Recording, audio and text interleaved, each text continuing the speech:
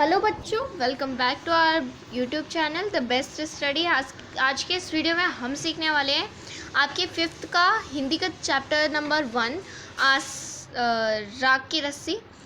तो स्टार्ट करते वीडियो को। तो अब कहानी स्टार्ट करते हैं। कहानी में होता क्या है, लेनोपो गार तिब्बत के 32वें राजा सोनग वसेन गापो के मंत्री थे। वह अपनी चालाकी और हाजिर जवाबी के लिए दूर दूर तक मशहूर थे। कोई उनके सामने टिकता ना था। चैन से ज़िंदगी चल रही थी। मगर जब उनका बेटा बड़ा हुआ था उनके लिए चिंता का विषय बना हुआ था। कारण ये था कि वह बहुत ही भोला भाला था। मतलब अगर उसको कोई पागल बनाना सोचने की कोशिश करे ना, तो वो आराम से पागल बन सकता था। होशियारी उसे छूकर भी नहीं गई। ये बच्चों एक मुहावरा है, होशियारी उसे छूकर भी नहीं गई। ठीक है, यानी कि उसको होशियारी आई भी नहीं। लेनोपो गार ने सोचा, मेरा बेटा बहुत सीधा साधा है, मेरे बाद इसका काम कैसे चलेगा। एक दिन लेनोपो गार ने अपने बेटे को 100 भेड़ें देते हुए कहा, तुम इन्हें लेकर शहर जाओ, मगर इन्हें मारना या बेचना नहीं, इन्हें वापस लाना। जो 100 बोरों के साथ इनको वापस लेके आना, वरना अगर नहीं लाए तो मैं तुम्हें घर में नहीं घुसने दूंगा। इसके बाद उन्होंने बेटे को शहर की तरफ रवाना किया। लेनोपो गार का बेटा शहर पहुंच तो गया था, मगर इतने बोरों जो खरीदने के लिए उसके पास पैसे ही कहाँ थे। वह इस समस्या पर सोचने विचारने के लिए सड़क किनारे बैठ गया था। समझ में नहीं आ रहा था, वह बहुत सड़क किनारे बैठ गया था, मगर कोई हल नहीं निकला। उसके समझ में नहीं आ रहा था, वह बहुत दुखी था। तभी एक लड़की उसके सामने आ खड़ी हुई। क्या बात है, तुम इतने दुखी क्यों हो? लेनोपो गार के बेटे ने अपना हाल कह सुनाया।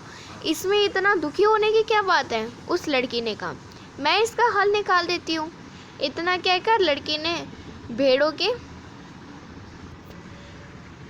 कहकर उसने भेड़ों के बाल उतारे और उन्हें बाजार में बेच दिया। जो रुपए मिले उनसे जो के 100 बोरे खरीद कर उसे घर वापस भेज दिया। लेनोपो गार के बेटे को लगा कि उसके पिता बहुत खुश होंगे, मगर उसकी आपबीती पर उन्होंने ध्यान नहीं दिया। वह उठकर कमरे से बाहर चले गए। दूसरे दिन उन्होंने अपने बेटे को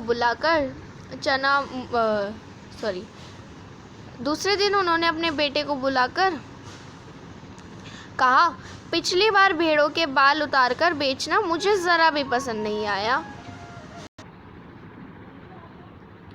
अब तुम दोबारा उन्हीं भेड़ों को लेकर जाओ, उनके साथ 100 बोरे लेकर ही लौटना। एक बार फिर निराशा लेनोपो गार का बेटा शहर में उसी जगह जा बैठा। ना जाने क्यों उसे यकीन था कि वह लड़की उसकी मदद के लिए ज़रूर आएगी, और जो हुआ भी कुछ ऐसा ही। वह लड़की आई, उसने अपनी मुश्किल कह सुनाई। अब तो बिना जो के 100 बोरों के मेरे पिताजी मुझे घर में भी नहीं घुसने देंगे। लड़की सोचकर बोली, एक तरीका है। उसने भेड़ों के सींग काट लिए। उन्हें बेचकर जो रुपए मिले उनसे 100 बोरे जो खरीदे। बोरे लेनोपो गार के बेटे को सौंपकर लड़की ने उसे घर भेज दिया। भेड़ों और जौ के बोरे पिता के हवाले करते हुए लेनोपो गार का बेटा खुश था। उसने विजयी भाव से सारी कहानी कह सुनाई, और उसने पिछली बार भी वही चीज़ की। सुनकर लेनोपो गार बोले, उस लड़की से कहो कि हमें 9 हाथ लंबी राग की रस्सी बना कर दे। उनके बेटे ने लड़की के पास जाकर पिता का संदेश दोहरा दिया।